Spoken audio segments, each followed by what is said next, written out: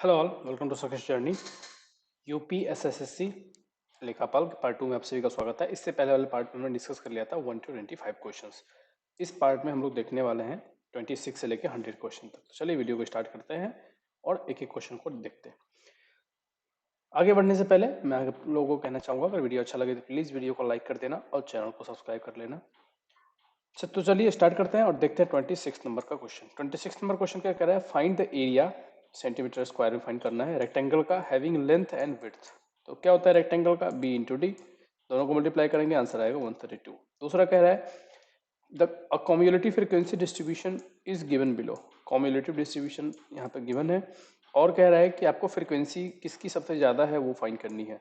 तो कैसे करेंगे? इसका तो आएगा फ्रीक्वेंसी 3, इसका आएगा 8 माइनस 3 तो 5, इसका आएगा 15 माइनस 8 तो 7, इसका आएगा 25 माइनस 15 तो 10 और इसका आएगा 8। तो किसका सबसे ज़्यादा है?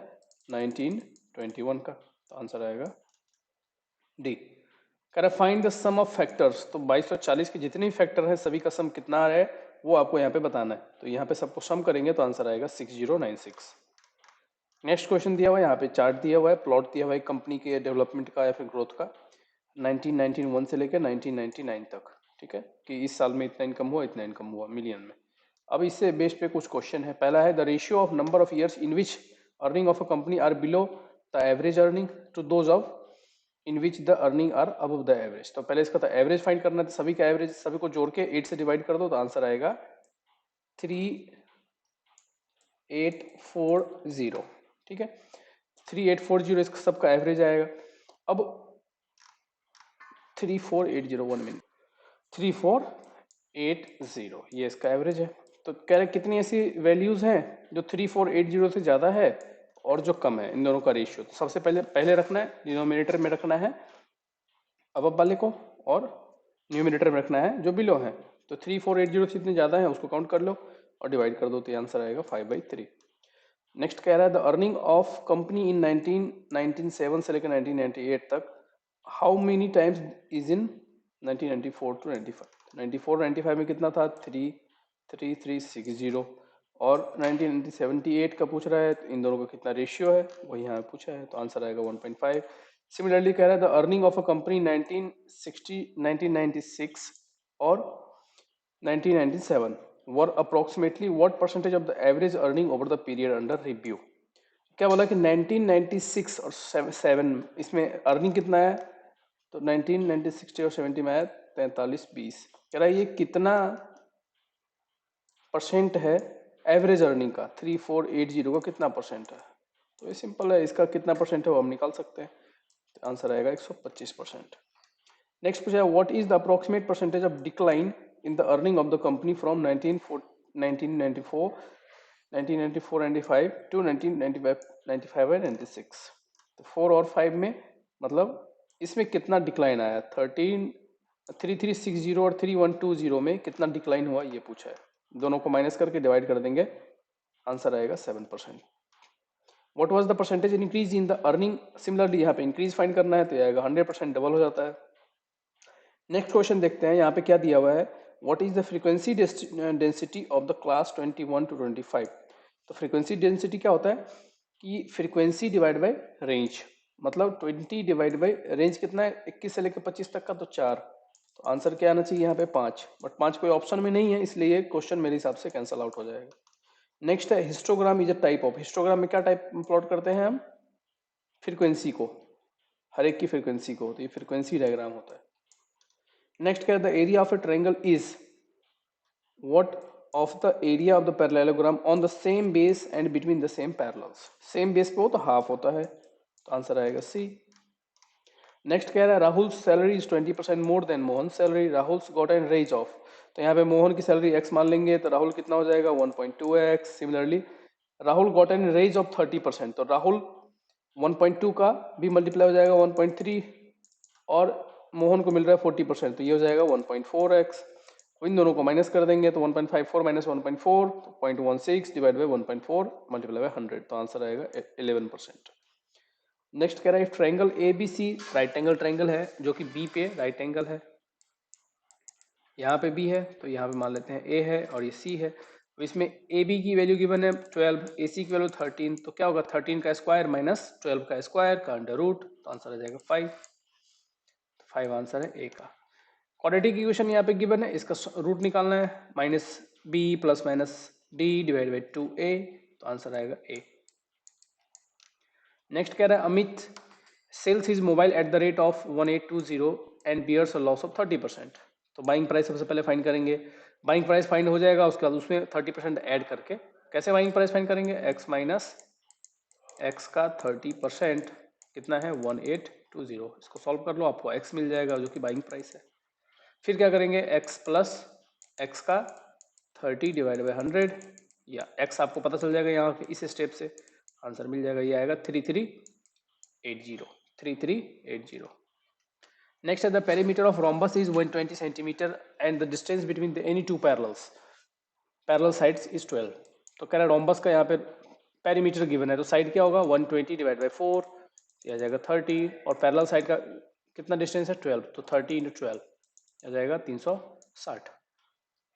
Frequency polygon is many sided कैसा होता है, क्लोज्ड फिगर। इस कैल्शियम पूछा है तो आप डिनोमिनेटर कैल्शियम फाइंड कर लो, तो ये आ जाएगा 1/168। नेक्स्ट कह रहा है कि the HCF of two numbers is 11 and other two factors of the LCM are 13 and 17। The smallest of the two number is, कौन सा आएगा 143। The length of diagonal of parallel is 8 centimetre and 6 centimetre respectively and the measure of one of is side is 5 centimetre. Find the approximate length of other side. Easy है, answer आएगा 4 centimetre. Next कह रहा है median find करना है। Median क्या होता है, पोजिशनल की जो सेंटर में आता है उसको, तो यहाँ पे आपको इंक्रीजिंग ऑर्डर में लगाना है। सबसे पहले आएगा 10, फिर आएगा 12, फिर अगेन 12, फिर 13, इस तरह से आपको इसमें लगा देना है, फिर 14, फिर 15, फिर 21, फिर सेंटर में देखना है कौन है, तो 13 है, तो 13। Find the perimeter of an equilateral triangle, क्या होता है 3a, 3 54, आंसर आएगा ए। सॉल्व करेंगे, आंसर आएगा ए। The mean of 15 numbers is 30. If 3 is added to each number, then what will be the new mean? देखिए मीन का क्या होता है formula, basically summation of x divide by n। ठीक है, तो यहाँ पे सभी i is equal to 1 to n, ये हो गया xi। ठीक है, यही होता है फॉर्मूला।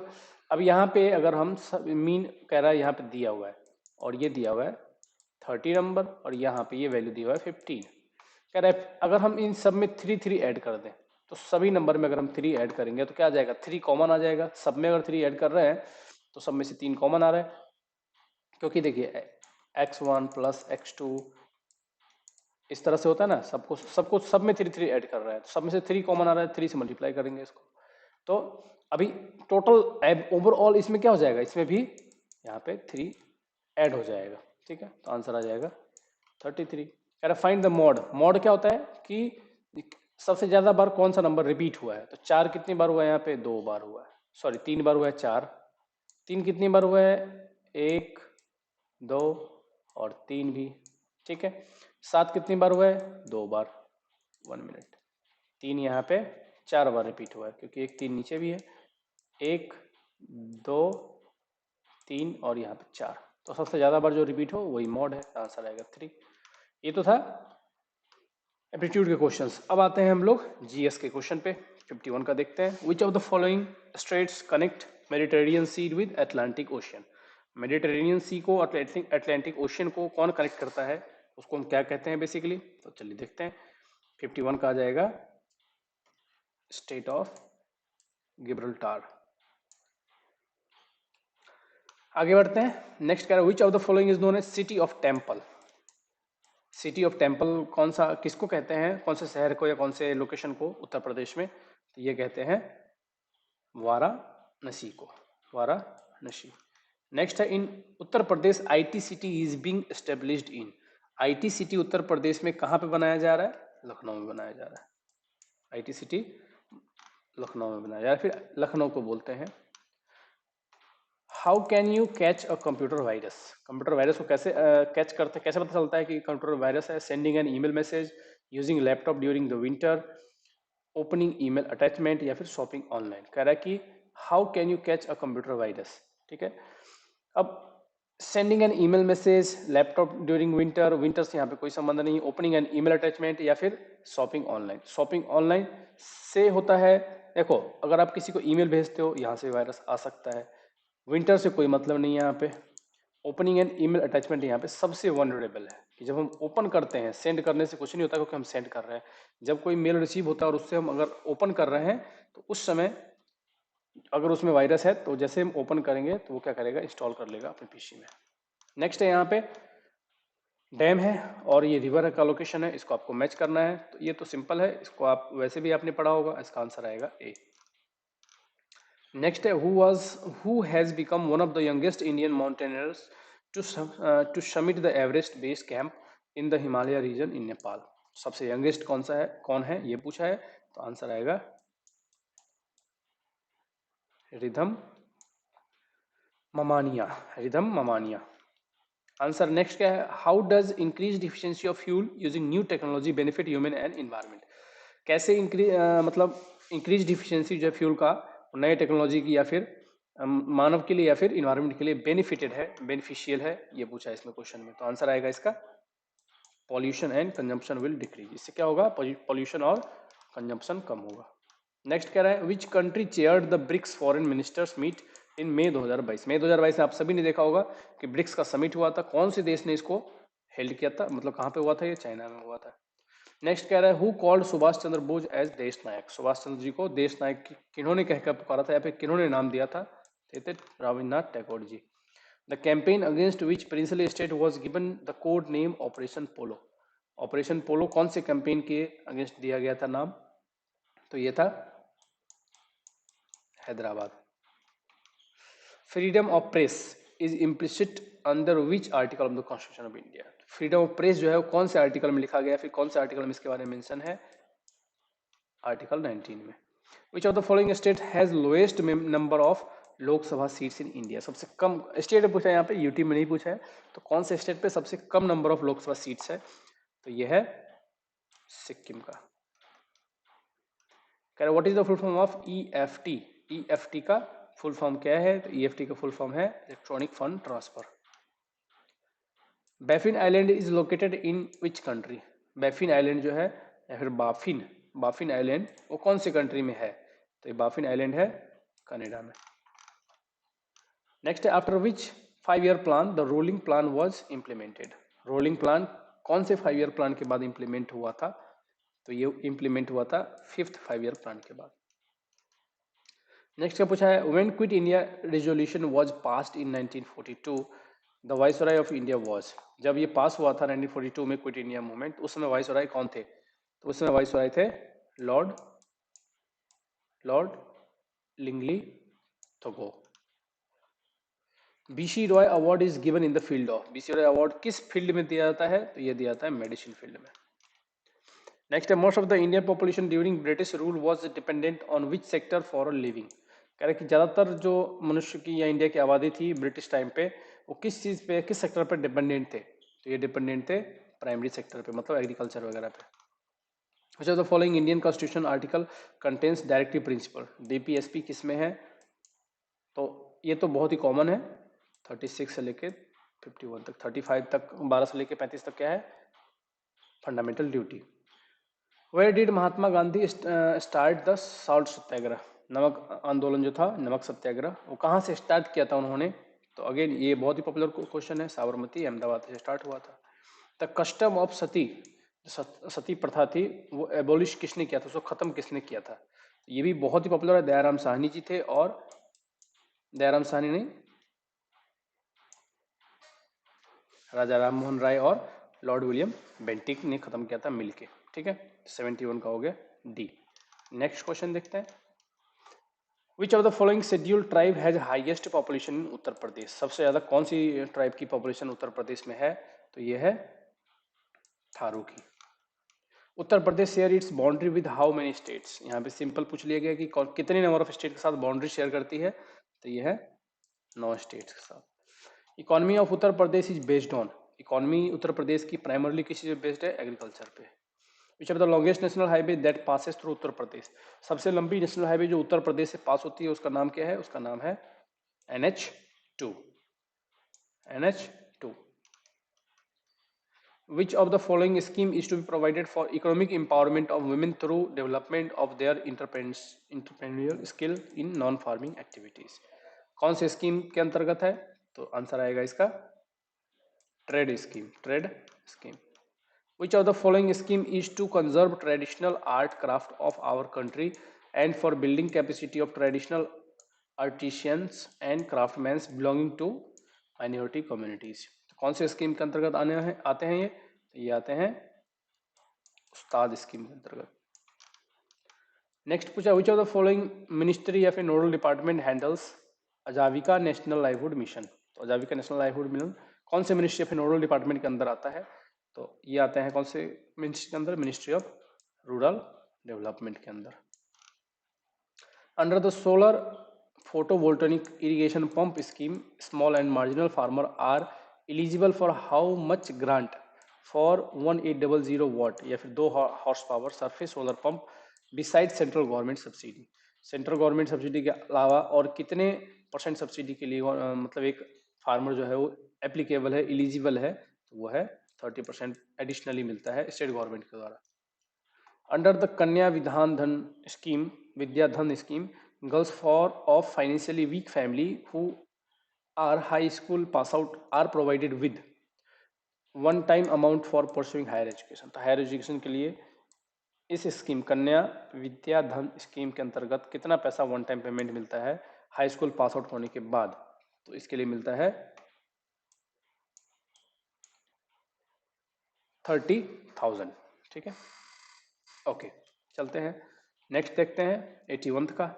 81 क्या कह रहा है कि which of the following program provides free to and fro transport, free drugs, free diagnostics, free blood and free diet to pregnant women who come for delivery in public health institution?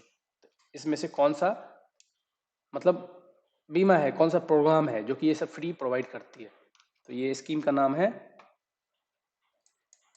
JSSK, जिसे हम कहते हैं जनानी शिशु सुरक्षा कार्यक्रम.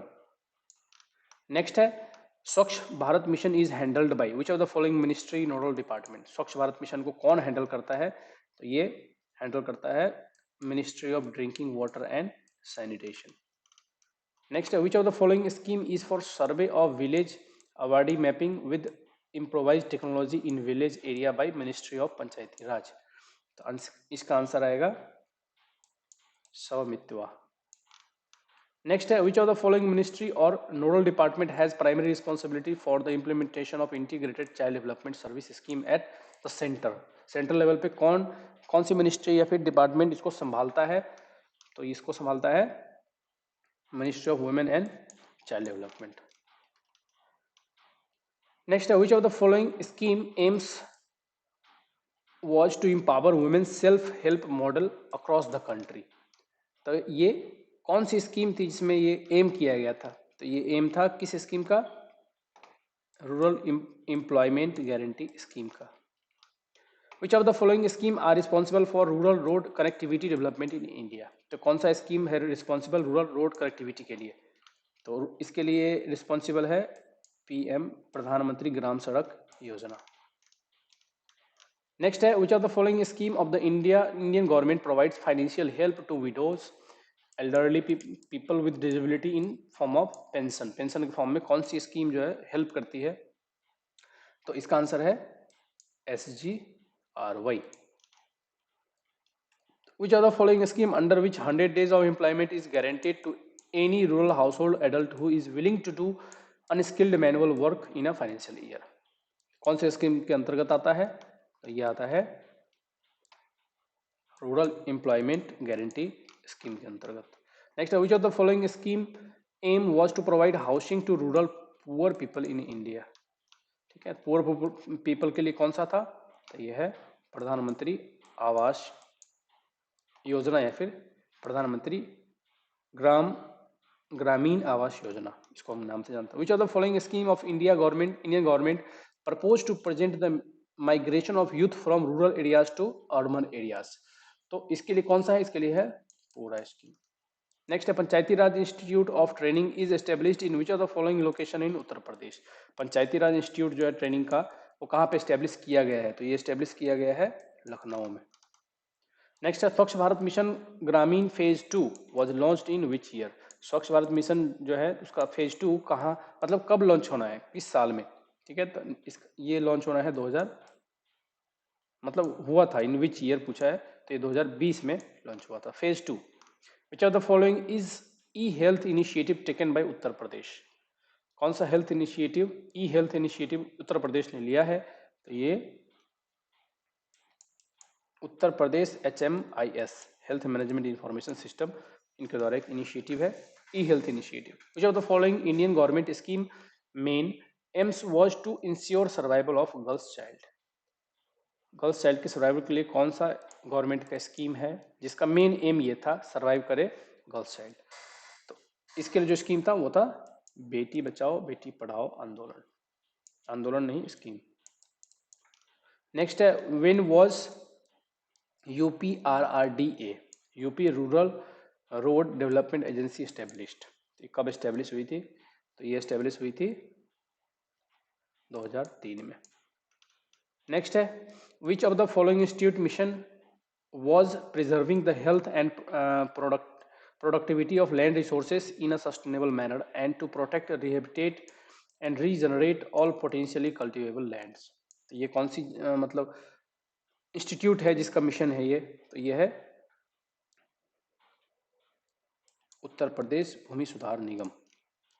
Next क्या कह रहा है what is the full form of FFS established under Bhumi Sudhar Nigam.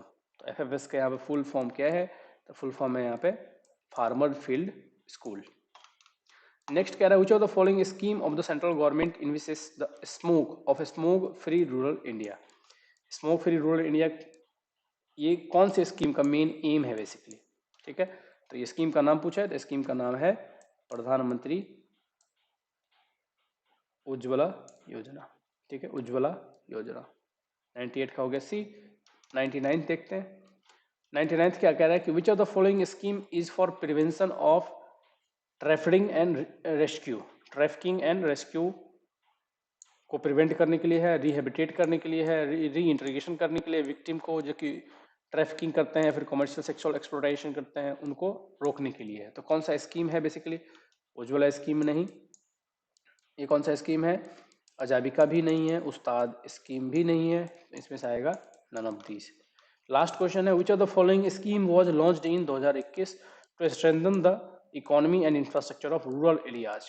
Rural areas के लिए स्ट्रेंथनिंग करने के लिए कौन सा स्कीम आया था, तो ये था यूपी मातृभूमि योजना, यूपी मातृभूमि योजना, आंसर आएगा ए। तो ये था पेपर का सॉल्यूशन। मिलते हैं नेक्स्ट वीडियो में। Thank you all. वीडियो अच्छा लगा हो तो प्लीज वीडियो को लाइक कर देना, चैनल को सब्सक्राइब कर लेना। मिलते हैं नेक्स्ट वीडियो में। Thank you.